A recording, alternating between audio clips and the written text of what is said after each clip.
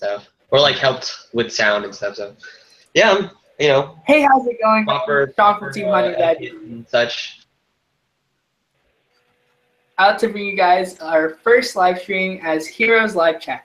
So, Heroes Live Chat will be focused on community players in my community, and they will be providing their own opinions to help you become a better player. So let's start with the man who needs no introduction, because I've mentioned him on my channel multiple times. Oh God, I don't even know what you said about me. I don't even watch your videos, dude. That's scary. Well, what makes you feel better on this actual stream, your logo, your icon changed. Oh, did it? Okay, that's something. Now it actually shows a picture of a clan I play. That's nice. There's no such clan as this. Yeah, Conroe said to me. It's fine. All right, state yourself, introduction, blah blah blah. I don't know. I'm Steven. I've top 8 like, I don't know, 15 or so ARGs. I've only not topped 8 like 3 times out of the double digits I've entered. I placed 11th at Springfest or whatever they call it these days this year at Houston. I think it was like 10-2. We played 10 rounds, or was it 8-2? I don't remember, dude. I went undefeated day 2, but I got triple crit round 1, so my top 8 run died. Every Bushiroad I've always gone at least 5 or 2 or better, so that's kind of cool. I've been playing since Blouse dropped. And the same camp you said for me, who went 0-2 drop last year to the GG, see you next year. that story, oh my God, dude. That happened to Charles. He was playing in Atlanta. It was the first round of top 8 for Team League 2 years ago. He was playing against CBD before like Universe and all that came out. Turn 1 crit, turn 2 crit, turn 3 crit, and the guy just shakes his hand and said, "I just hoped I would show more triggers than you." Charles was tilted for like the whole year, dude. Poor Charles. Charles didn't deserve that. And let's introduce Christian. Hey, my name's Christian. I just started going to Heroes to play Vanguard recently, about 2 months, and I'm realizing that this community as a competitive card game is very friendly, and it's not friendly in the fact that that it's easy going. It's more like that the people that play it are I guess more appropriate, not as I'm trying to think of the word, like, it's not BM. Like I've played many other competitive card games, and so far, from what I've seen in the past 2 months that I've played, it's been very rewarding and fun just to play, whether it be casual or in locals. So yeah, Well said. Yeah, man, we try to be really including, because like the local scene is the core of any community. So if you don't have people coming to your shop, then your scene is dead, which means less people go to tournaments. So it's all about inviting to new players. Can't have the kind of like, can't bully them or like be elitist or whatever. You just gotta like your friends first and card players second. Yes, I like that motto a lot. Well said. And to the 4 people we have watching, welcome to the stream. Be sure to drop us a comment if it's a question, or just let us know you're here. And with that said, talking about locals, that leads us into today's discussion for Heroes Live Chat, connecting your community. So by connecting your community, this was our as community is pretty fragmented. Most of us go to different shops, conflict at different times. We have like 6 different stores committed to playing Vanguard, but sometimes a lot of places don't get turnout. So everybody can attest to this. So we're going to talk about ways how we can connect our community to be a little bit closer. All right, so I think I shouldn't be the one to start this one off. I think the one who can start this one off is Christian, because he's newer, and I want to find out what drew him to Heroes and in the first place. Let's talk about how we all found Heroes first, I guess. Okay, I can do that. I've actually, I guess for people that are watching, Heroes is a local card shop in Houston, Texas. I had known Heroes for a long time because a previous location of theirs was closer to my original home, and then as I continue to play Yu-Gi-Oh and Magic, I'd visit or frequent Heroes from time to time, but I was never really a local. Like I hadn't played a competitive card game for about a year. For the last like 2 months ago. The only reason I came in was for like nostalgia. I had gone to eat at a restaurant near Heroes, and I walked in with my friend Vincent, who also just started playing, and he was watching people playing casual, and they were as he was looking over their shoulder, they were like, "Do you want to learn how to play?" And then that's the story, like we got hooked into it. They said there's trial decks here. Just meeting these people, like I was like, wow, this is crazy. They're so open, and as I got a trial deck, they're like, oh, what would be good with that deck? These cards, like, and they weren't just commons either. I was just like, wow, thank you. Why are you guys being so nice? Blah blah blah. And they're just like, it's just for the community, like it would be great to have more people play. And I was like, I never really felt that welcoming, because usually even if you are like pretty polite or pretty open, just the giving of cards was very surprising to me. Just because from my experience in Yu-Gi-Oh, there's just a lot of scamming. I mean, there are good people, but like it was just crazy because it was unexpected. It was random. We weren't there to play. We would just happen to be there happenstance. And what was the original question? Because I remember. I'm sorry. I just how you found Heroes. Yeah. We're just talking about how we all went to Heroes first, and then. Yes, and so, and the reason I keep going is because as I met more people that went to locals, similar interests, and the camaraderie, like you said, friends first, players second, and the fact that we would eating together after local tourney, I thought that was like a super great idea.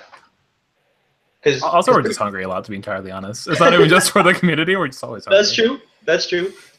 Because like the tournament takes like 4 or 5 hours, right? And then we're hungry as fuck. Yeah. Am I not supposed to curse? I guess I've probably established that now. Are we a PG stream, Sean? Perfect. Just use curse alternatives. We're a PG stream. Okay, I'll keep that in mind. To the 6 people watching, you should drop us a comment. Let us know you're here. If you have a question, what you would like us to answer, go for it. All right, Steven, your side of the story. Well, I didn't even play card games. Like this time 3 years ago, I didn't even play card games, and then my friend group was playing Yu-Gi-Oh like super casually. Like literally, like, we go over. We didn't even use like the reserve or ban list, whatever it's called. We just like played our cards, right? And we wanted to go to pick up like some packs instead of like going to Walmart or whatever. So then we went to Heroes because that's what they told me, and we played Yu-Gi-Oh there for maybe like a month. And then we saw some people drafting for Card Fight back when Heroes like still had actual drafts, and like people actually participated in them, so just buying their packs and leaving. So then we got super interested because of the art style. Yu-Gi-Oh art style is very different from like Vanguard art style, right? So we tried out Vanguard just off of art style, and to me the gameplay attracted me a lot because like my buddy Yu-Gi-Oh deck was super uninteractive. Like turn 1, he would just play like these 2 beaters and then wipe your board and go like, okay, your turn. And then you had no response, and then he just wins. And like it was like a 5-minute game, and that was super depressing. It's like I just kept losing. So Vanguard was cool because there was a lot of back and forth. And then I don't know, I just kept with it. I liked it more than Yu-Gi-Oh.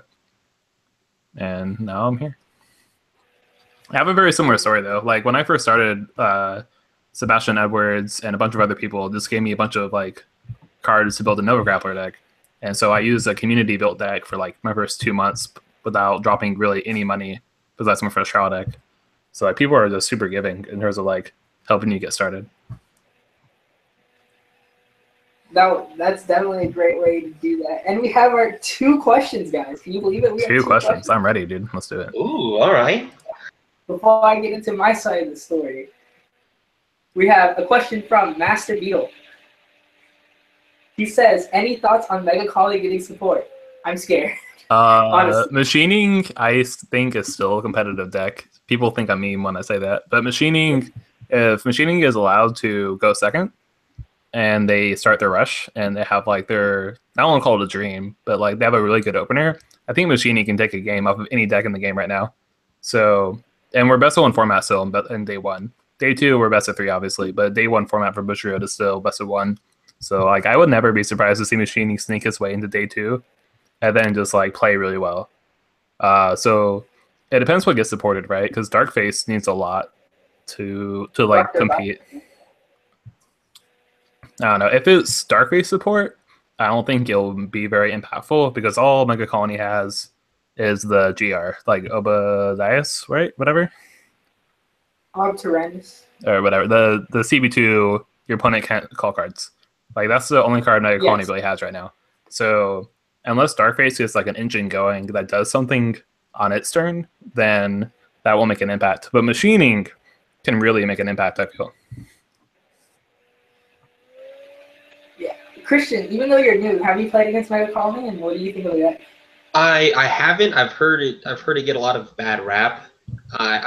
The only argument I've heard against it for being competitive was the machining versions, but I haven't even seen the support. I've seen maybe 1 or 2 cards. I still have to look at a lot of clans actually. All right, so I'm just scared of it. They could break it, or they could give it really balanced support. I hope that answers your question, Master Beetle. If you have any other questions, be sure to let us know. Is the same Master Beetle? Oh, yeah. Maybe he's actual Mega Colony player. He is. Wow. His profile is the Master. Oh, is it? Context clues. All right. Next question is from Josh Freeman. He says, "Hey guys, and nice to talk to you again, Badger. Hope for a rematch at ARG Philly.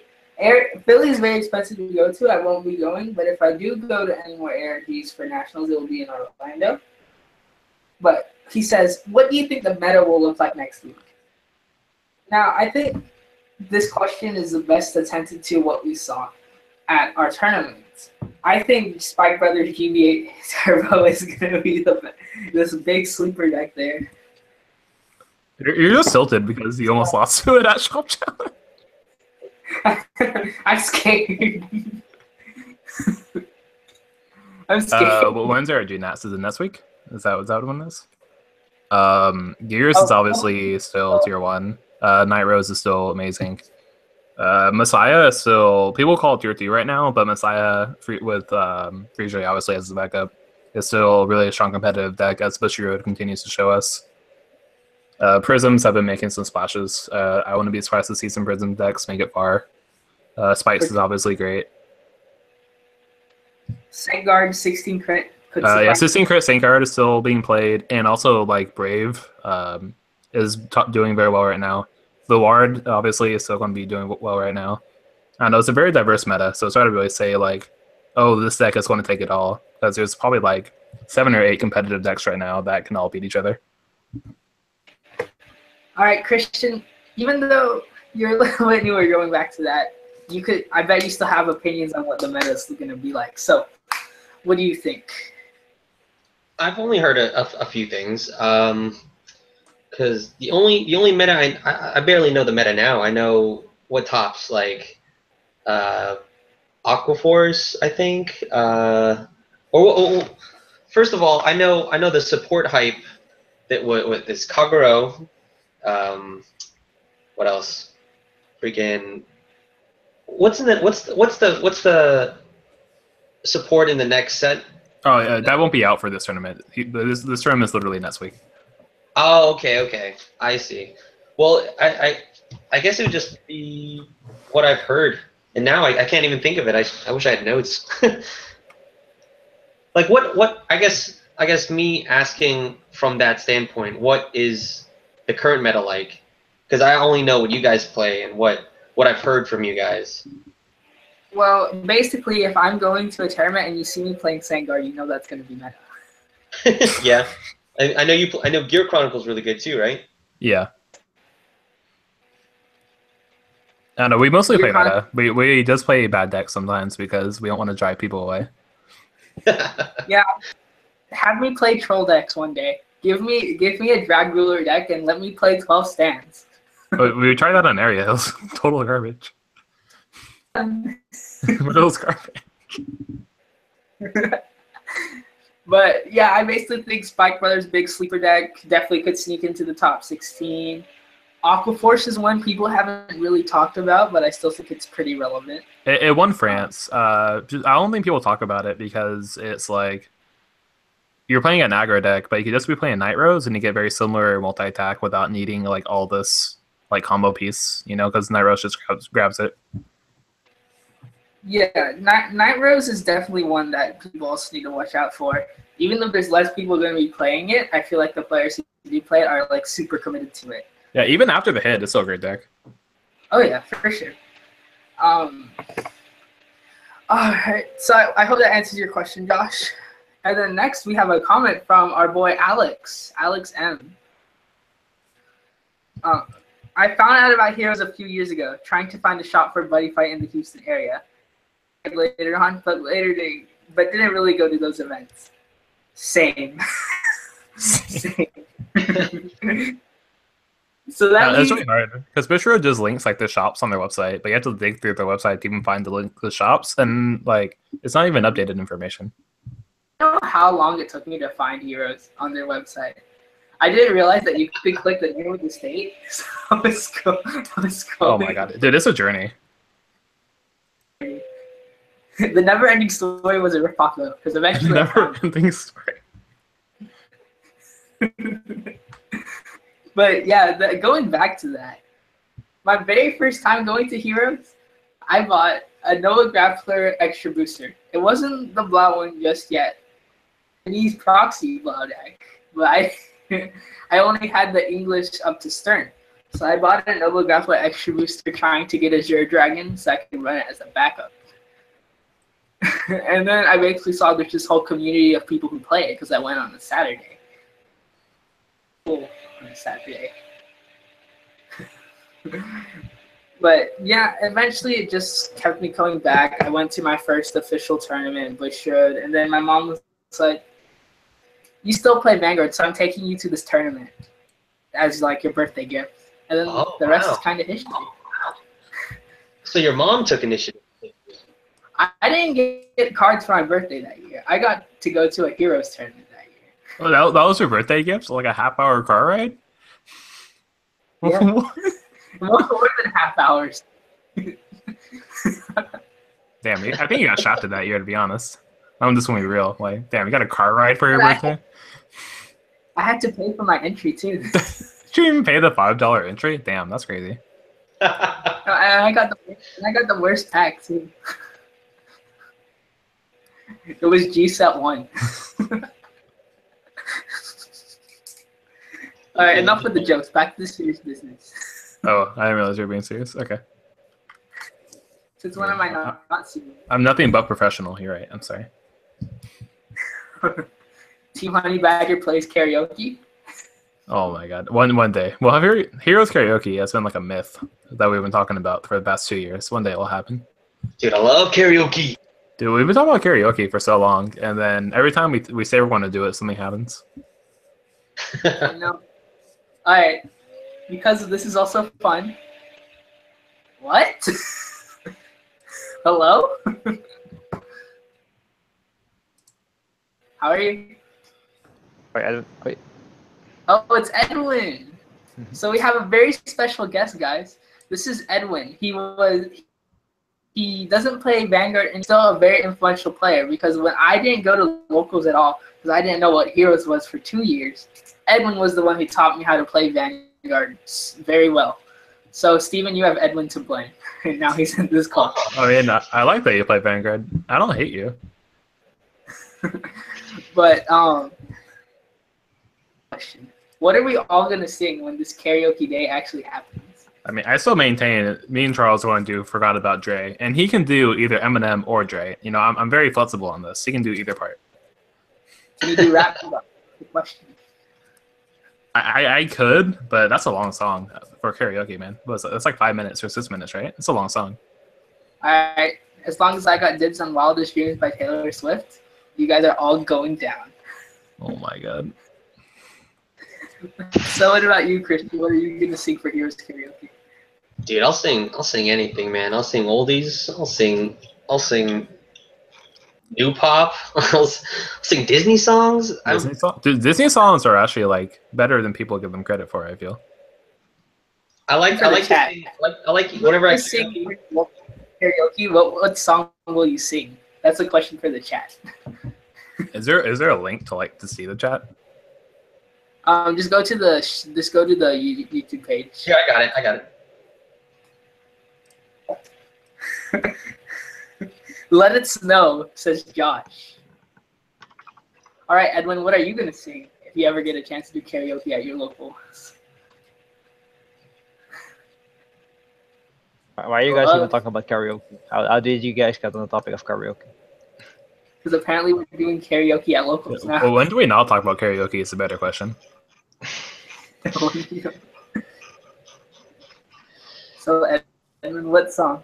It's up to you. What song for me? Well, Frozen, man. Let it go. Dude, that's actually a great song. Like, that was actually on the radio for a while, wasn't it, when it came out? Yeah, I know. It was spanned all over. Yeah, well, in Holland, it was spanned all the time. Yeah, it was definitely spanned over here. Christian, what are your thoughts? What Disney song are you gonna sing? Because I'll sing "Make a Man Out of You." Yeah, I don't know, man. There's too many to think of.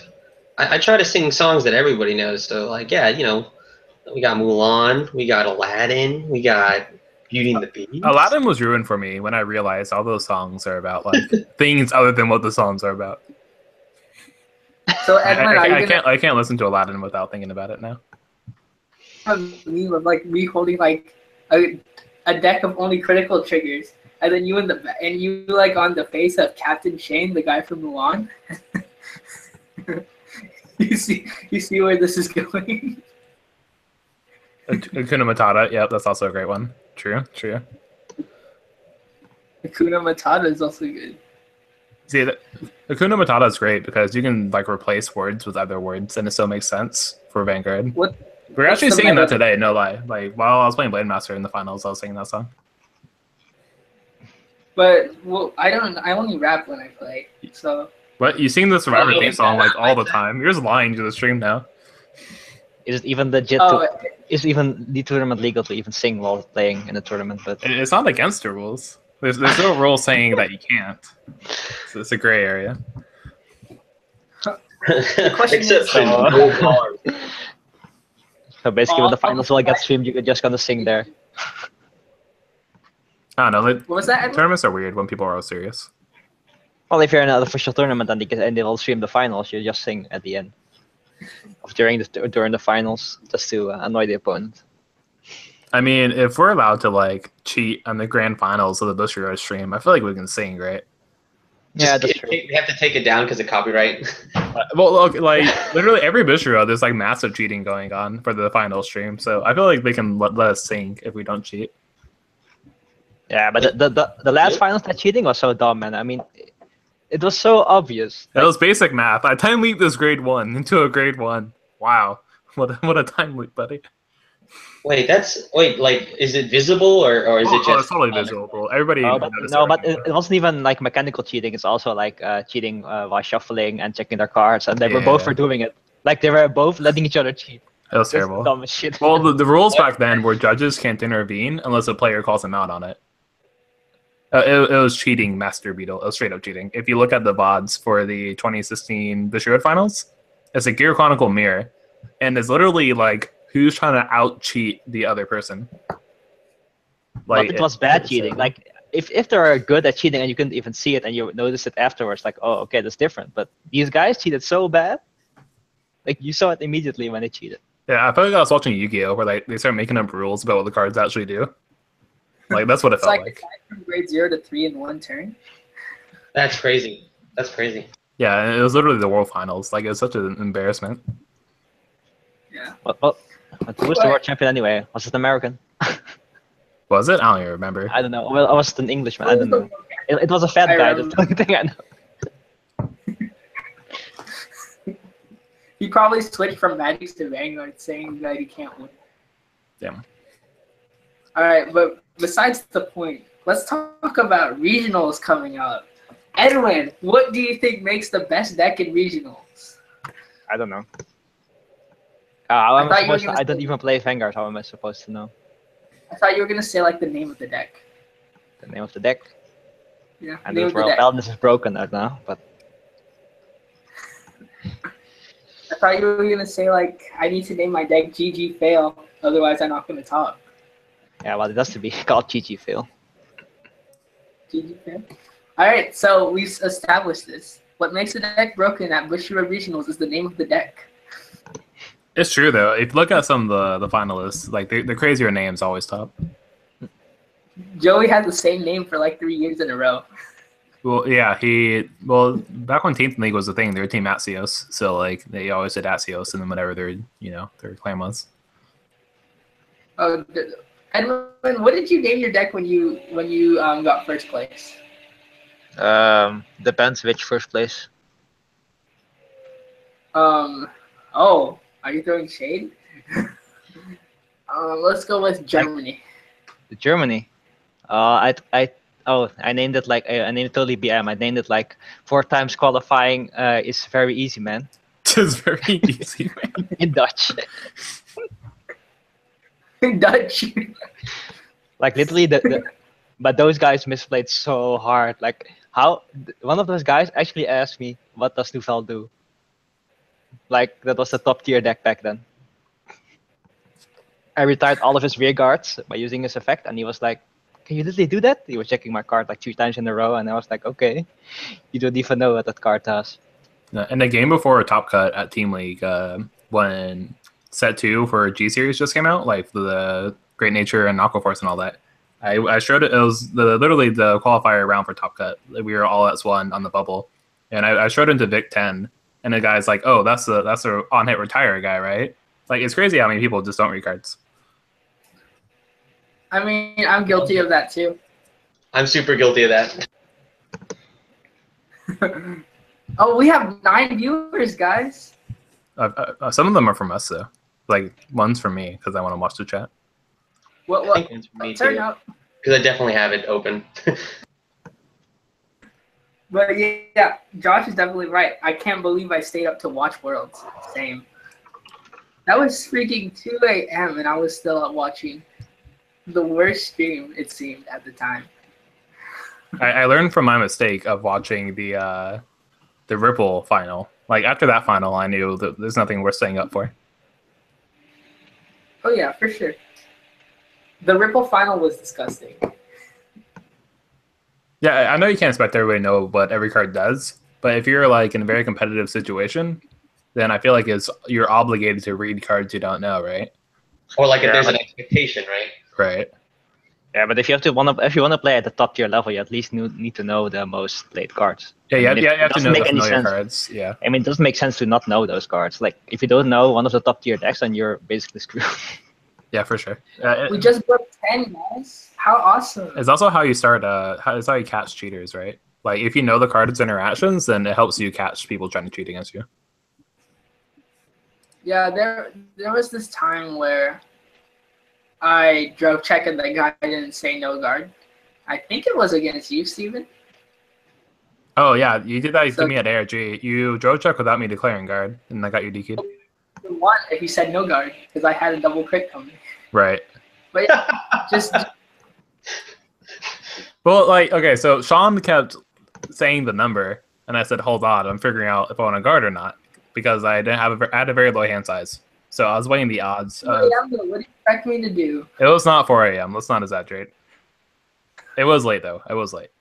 Anyway, Yeah. I had a very low hand count, and I was baiting guard, and he kept saying the number, and I kept saying okay in response to the number, and he thought the okay was a no guard.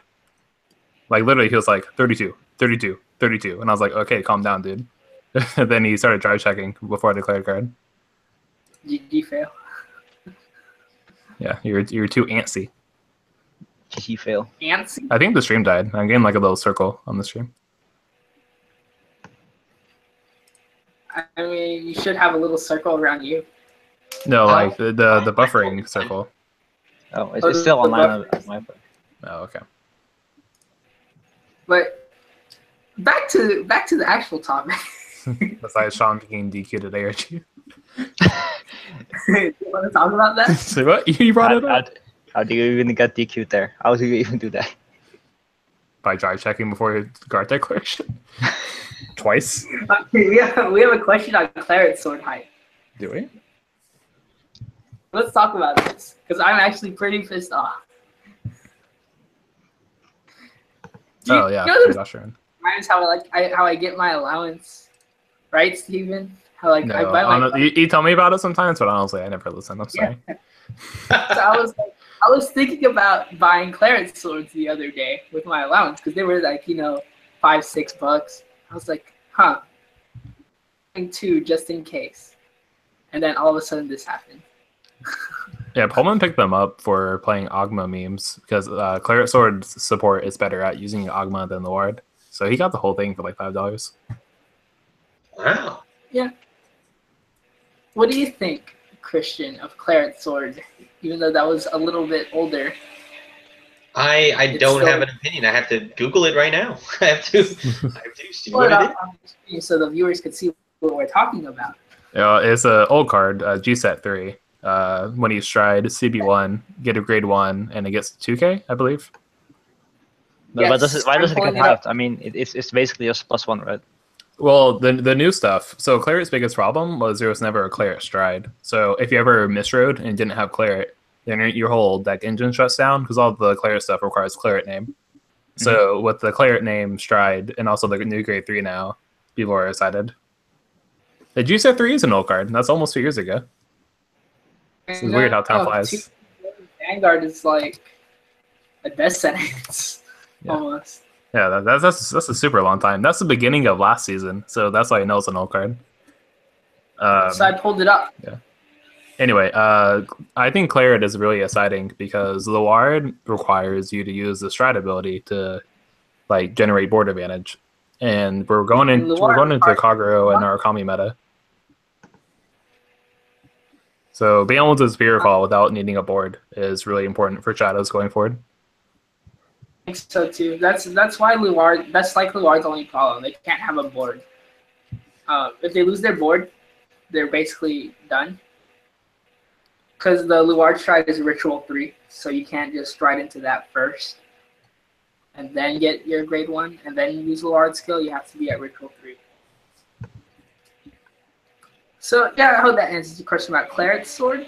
And then another question is, do you guys think that you could just pick up a top tier deck and win, or do you think it's more about the player itself? Edwin and I talked about this recently. We were basically saying that people need to learn how to adapt.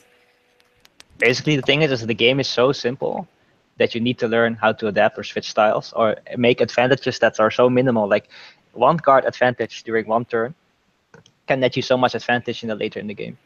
Sometimes that one card can save your ass. Like that 5k guard you need at the end to make it like a 5k guard for 1 to pass. That can really save you at the end. Yeah, I agree. The difference between go ahead. Sorry. Any card that says draw a card, you should look at it. I think the difference between top players and like people who barely don't make day 2 of Bushiroad right now are like all the little small decisions. That's a I don't know. If I picked up, say Christian picked up Gear Chronicle, like fully built Chronojet right now, like today, I don't think he would like top his Nets ARG just because he had Chronojet. Because he's still like a new player, you know? The first time I played Chronojet against you guys destroyed me. Yeah, because you're so bad at it. You didn't know how to fucking play. Oh, sorry. PG stream. You didn't know how to play the deck. You can just sack triggers, right? And still win. Yeah, I mean, that's the secret to any card fight game, right? Just always show triggers. I agree. I agree with Steven because there's definitely an experience that has to be met. Or like, you know what I mean? Because they're good for a reason, right? So it's based on skill level and the idea of the cards for advantage. So it's like, good. I assume in most card games, good decks have good card advantage or keep tempo. But if you're a player that doesn't understand that, even with the right resources, you wouldn't be able to play optimally. So it definitely is a little of both because, you know what I mean? Giving a bad deck to a good player, you can go a long way. But giving a good deck to a bad player, there's not really much you could work with. I think the biggest comparison you can give is like when you first started Vanguard and you started playing against a guy with a full deck and he started making pluses of the dumbest shit ever. Like you were at 5 damage, he was at like 1.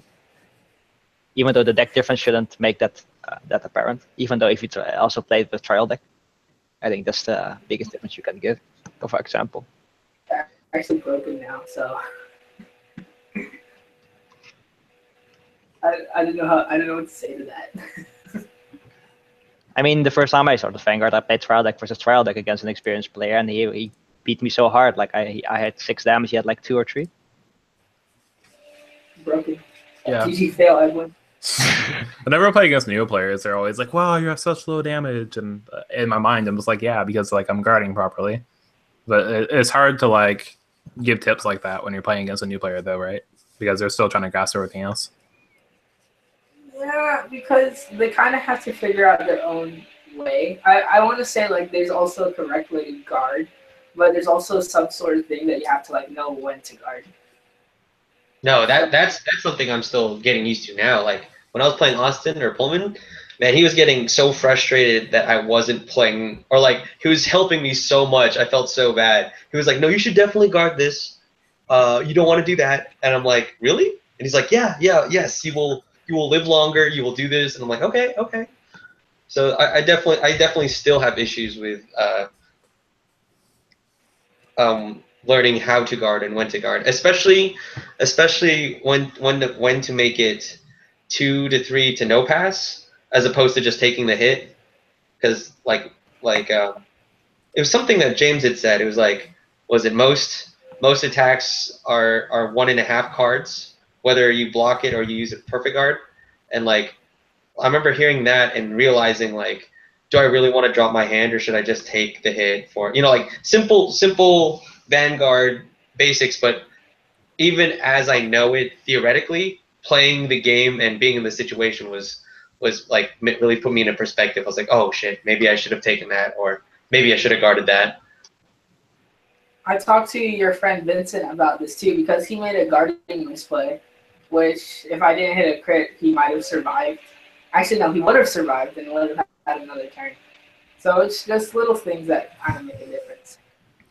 Question: why hype Claret Sword exists? Well, I think we covered that earlier. Is that Claret can make a board state without needing a board already. Here's an interesting comment.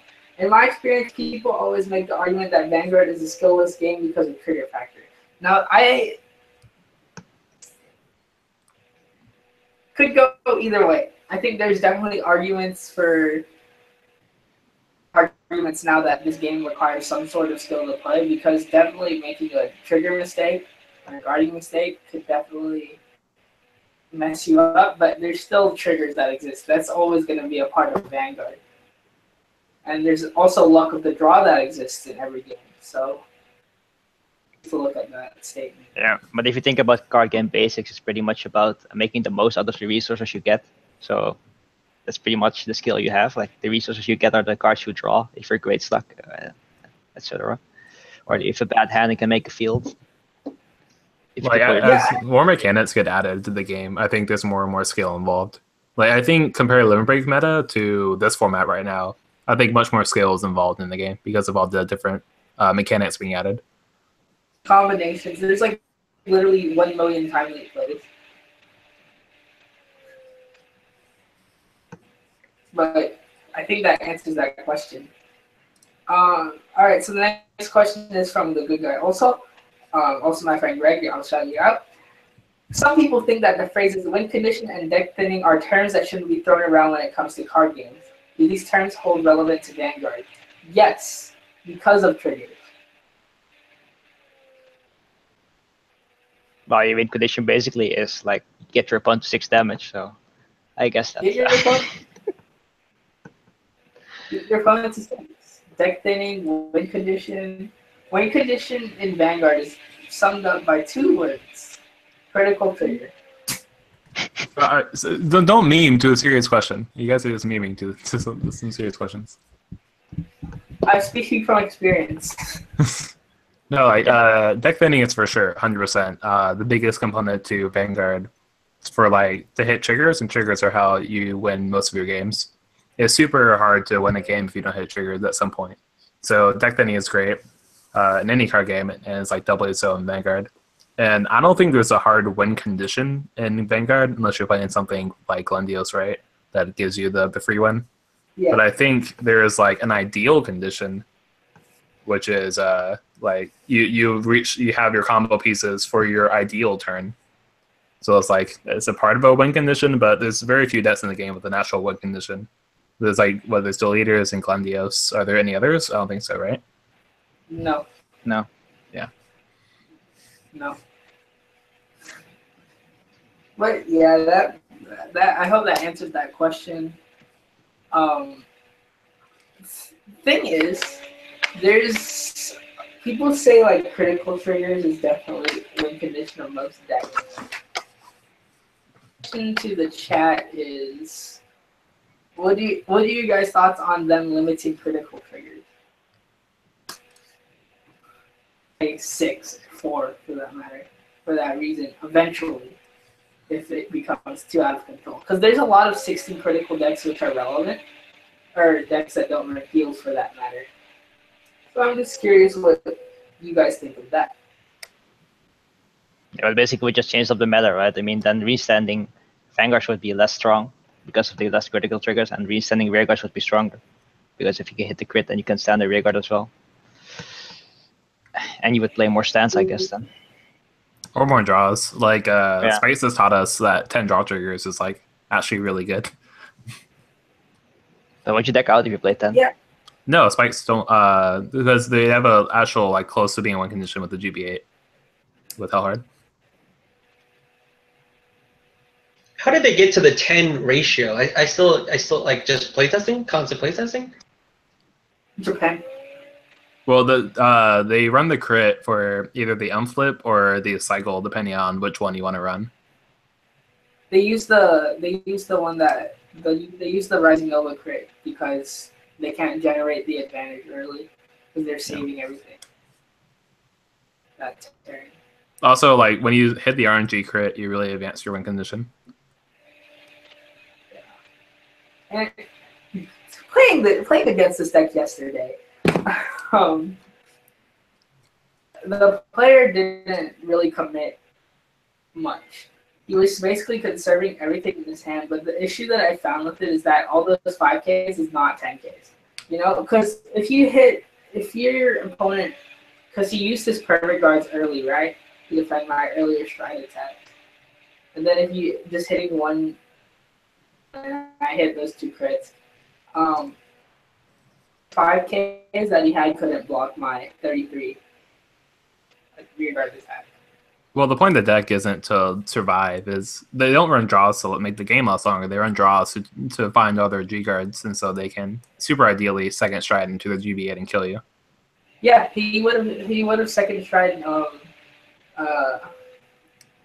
GB8.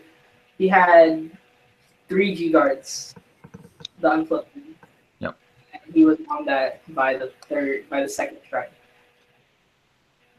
I went all in on that one thing. I mean, that's why they conserve hand, because every card in hand is another swing. He conserved a lot of hand. No, that's just how the deck plays. Alright. So I hear Team Honey Badger told us that 8 figure is really good. I heard it from a Zuko. Damn, it has to be true. Like, Honey Badger told you ANOs 4 years ago? That sounds pretty accurate and relevant to me. No.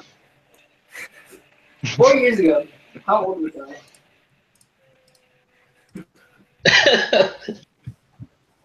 I mean, I've been messing around with high draw count Victor, and that's been working out pretty well. Once I was 7 years old, my mama told me, "Go get yourself a fancy, you'll be lonely."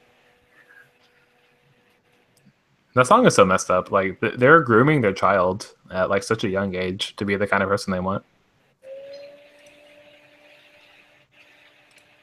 Their ideal child. Dude, if you listen to that song, like he was smoking and drinking from such a young age. Like that was not a well-raised child. Feels child, man. Well,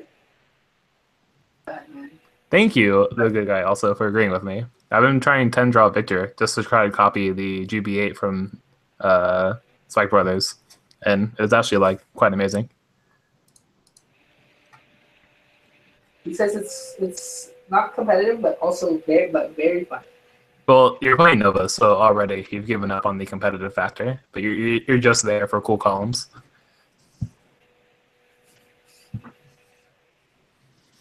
Nova. I could talk about Novas for a long time, but I'm not going to get into that on this stream. Oh, the Master Beetle. Do you think Chris will always be in top decks? Yes, 100%. I don't think I've come across a critless deck yet. I've seen one before. Really? Which one? 12th draw, Overlord the end. I think they're too committed on that one. I don't know if that's really optimal. Draw. Well, basically, he bluffed everyone into thinking he had crits in the deck, so everybody died. Nobody saw it. I mean, even no damage Gladios runs Paradigm Shift just for the cycle. You gotta play the stands too. Heat Nail Salamander back in the day. Oh my god. Oh god.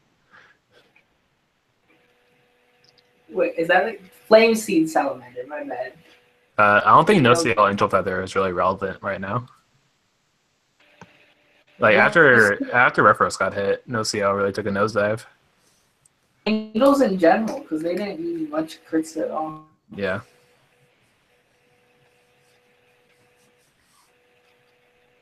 But how long do games even last today? Like usually back in the day when Limit Break and Stride first came out, they could take like so long that you could deck out.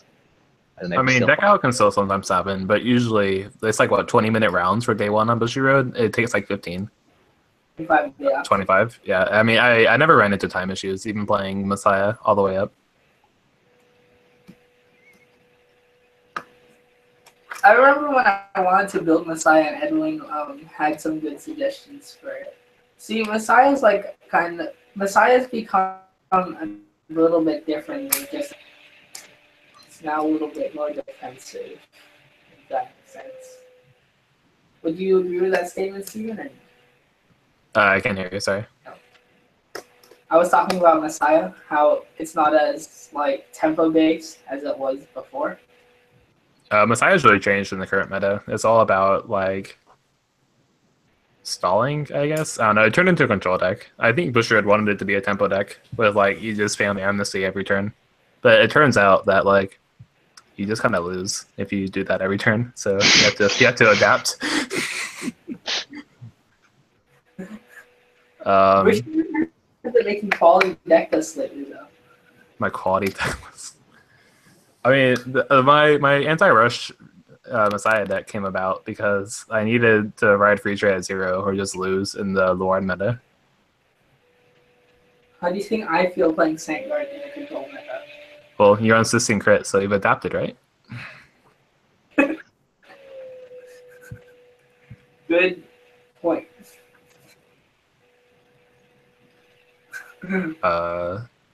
That's an interesting question, Master Beetle. Well, why don't you read it off, Steven? Oh, sure. From the Master Beetle, do you think Link's getting support will make control decks the new meta with Link's Conroe and maybe Mega Colony, he hopes? I'm going to say Link Joker is not going to be part of the control meta anytime soon, with both Conroe and Narukami coming back very angry. Like, new Kagero is going to body every Link Joker deck in the game, including no damage Gladius, because Flare Arms doesn't even need a Counterblast to retire. So I think new Blade Master is going to destroy every Link Joker deck, and new Narukami after set 12 is going to destroy every Link Joker deck. And it already was beating Link Joker. Like, Narukami has been a hard counter for Link Joker since VMAX came out. Like, even Brawlers, it was a hard time. But ever since VMAX, like, Link Joker has just lost that matchup. So I don't think Link Joker will be part of the control meta anytime soon. Alright, so I'm gonna stop the questions for a sec because they just showed off what gear next does. Oh, did they? So let's react to this live, children. You flip up a gear next. After it attacks, so from my hand, move 3 Zodiac Time Beasts to the bottom of my deck. Stand gear next. Generation Break 4. Plus 10k power and drive -1. I mean, drive plus. Can you type it out? Yeah, I'll type it.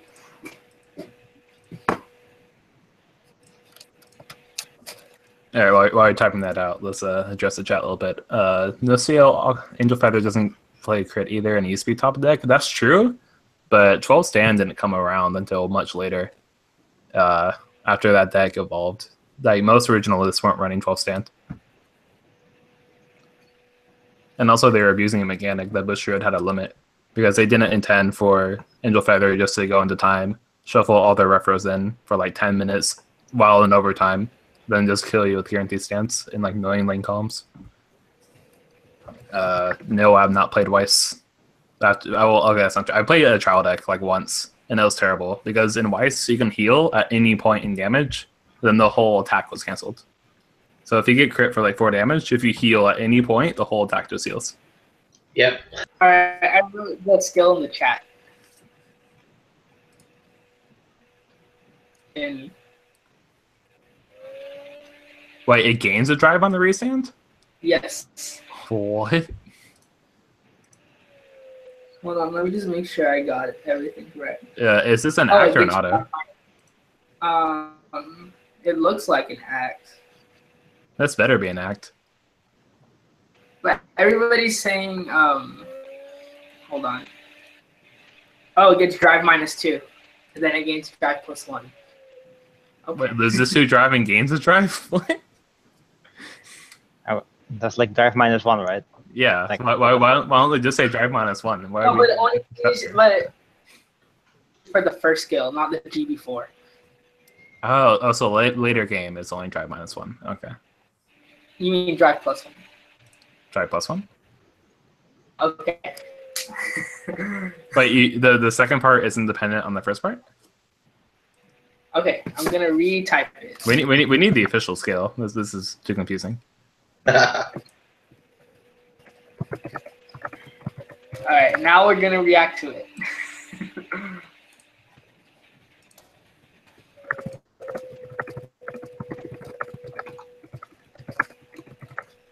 Can you get an update on the chat, Steven? Yeah, don't worry. I'm watching them like a hawk. Yes, Josh Freeman, the Link Joker keyword is Salvation. So what that's probably going to be is Messiah based. However many you unlock, it'll probably be like Salvation 3, you know, like you unlock 3 cards. But we'll see, I guess. But that's the only one that makes sense because it's going to be Messiah based. All right. That should be it.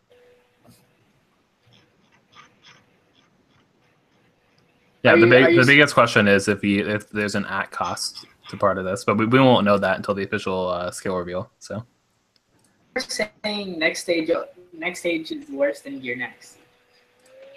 I don't know. What do you think of it, Edwin? Even though you don't. I don't know.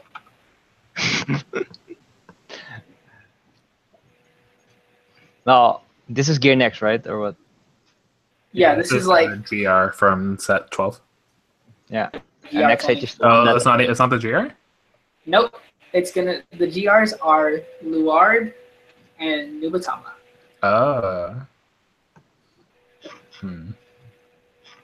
So it's net stage with minus drive, assuming you're not GB4. Essentially, but you could do it on the first stride if you have the Zodiac Time Beast. But like, yeah, resetting first strat has never been good unless you've already pushed them to high damage. I mean, yeah, but as a gear player, it helps. Because you see how I play it. You know, I play it like Royals. You know what I'm saying? But you I play just them like just like every other people play gears. I play it like Royals. So, Master Beetle. No, I don't think the Joker is going to be meta until they get their clan booster. and we'll see how the game looks then. But in the immediate future, they're going to be pushed out of the meta. All right, Christian, what do you think of this card? You've been a little quiet. I was wondering what they meant. Like, so at GB4, is it just -1, or is it literally it loses its first effect and it does get +1? I have no clue. I think it ends up being only a drive -1 overall if Yeah. that's GB4. Okay, that's what I was trying to understand. I wonder if you could spam this though, like if it's not once per turn. Because if you could pay the cost of putting 3 Zodiacs back, just play a full deck of Zodiac Time Beast, right? So They already have high incentive to be only Zodiac Time Beast anyway with the new support. after set 12, I think I'm gonna go full Zodiac, not until. Just because I feel like there's not enough Zodiac Time Beasts. I mean, after 11, there's very little not Zodiac Time Beast. Yeah, the history and Melon. Yeah, literally, like that's all they keep, right? Everything else is already Zodiac Time Beast. Yeah, but I'm gonna go full Zodiac Time Beast after 12. I mean, we'll see if that's good enough. I don't know. Mellum History Maker is still really great. Do you know what Melon and History Maker are, Edwin? The what? The? Melon and History Maker. The most broken combo in the game. What's the most broken combo in the game? Sack Chronicle, they have this grade 1 called Melon, and then it switches out this grade 0 called Urwater, which allows you to essentially draw 2 cards. Put a trigger from your hand back to the deck, and then you can loop it. The combo is 3 attacks for 11 while drawing a card. For only kind of +1.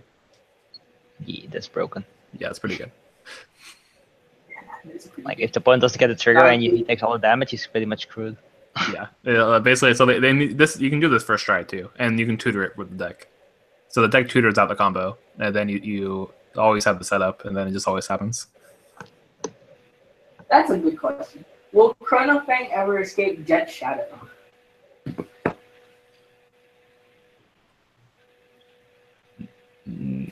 If Chrono Fang got that grade 1 that goes in Soul and Draw, I would say maybe, because like Chrono Fang has more control than Chrono Jet, right? Yeah, I think banning Urwater kind of hurt Chrono Fang more than Chrono Jet. 100%. Because all Chrono Fang had was that combo. Yeah, it needs that card to be a 4 of again. I had some interesting ideas that I guess I'll share now with the stream on how they could kind of fix the problem. With my friend the other day, we were saying like you could only have a combination of up to 6 Melon, History, and Urwater.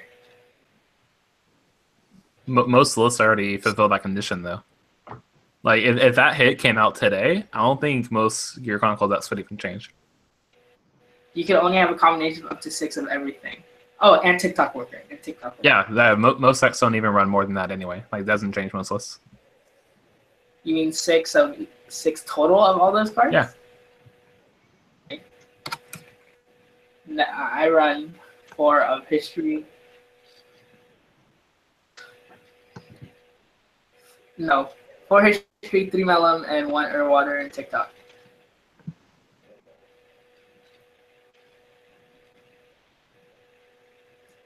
But let's talk about Kagero, because I know this is going to be a hot topic. Edwin, Novell coming back. What do you think of this? Is it coming up again? Most likely, I think. Because the deal on Nouvelle Express was pretty bad when G Guardians came out. Kai's coming back. Kai's coming back, so there could be a Novell or Overlord. I think it's going to be a new Novell, to be honest with you. This isn't going to be a new Overlord, though. Like, makes more sense. I don't think there's going to be a new Overlord. They already got a good backup. They already have a good grade 3. the deck has everything higher grades. It just needs stuff for the lower grades, even though the space is already tight. Overlord versus Chaos. Question. Is it? It feels like a statement to me. But Novell coming back, what do you think? Like, what do you mean comes back? Like a new grade 4? Like a not like a main deck grade 4? I love Vanguardians. Anybody have Zodiac Timies that they're willing to share? Love it. Oh yeah, as soon as reveals come out, people are super thirsty, and then they try to grab stuff. Yeah. If the question is, what beats like in that matchup, or Overlord wins 100%. If that's the question of like who wins that matchup. Do you still have your Conroe cards, Edward? I have what? Conroe cards. I have the old what's it called? The Legion. Cross. Cross, yeah, deck. Also with the legend in it as well. Nice. So you're not that far behind in terms of Overlord terms. Oh, in terms of Overlord, but isn't Overlord really bad right now? Conroe in general is really bad right now. He pretty much got shafted when the other decks came out, which can call out from the deck or just pretty much just kill you when they call out the cards. But they got a new stride, which is actually very, very good. What do you do? Which one? Why